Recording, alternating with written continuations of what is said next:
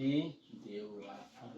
দেওয়া আছে, কি আছে দেখো তো, পি প্লাস কি দেওয়া আছে, √3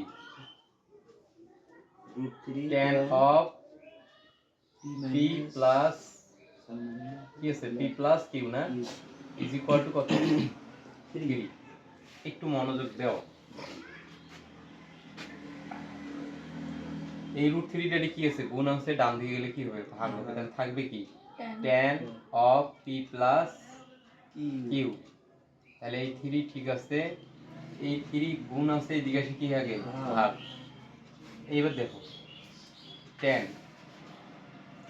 p প্লাস q, তাহলে আমরা জানি একটা 3 মানে কয়টা √3 লেখা যায়, 2 র √3 গুণ দিলে কি হয়, খালি 3 হয় না।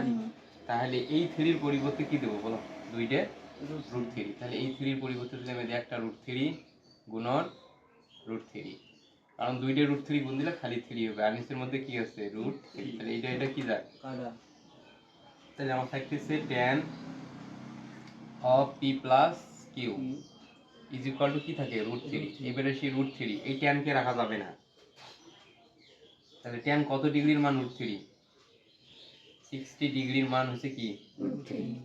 তাহলে tan 60 ডিগ্রির মান কিন্তু √3। হ্যাঁ, তাহলে এই tan উভয় পক্ষ থেকে বাদ দিলে কি থাকে, p plus q is equal to কত, 60 ডিগ্রি।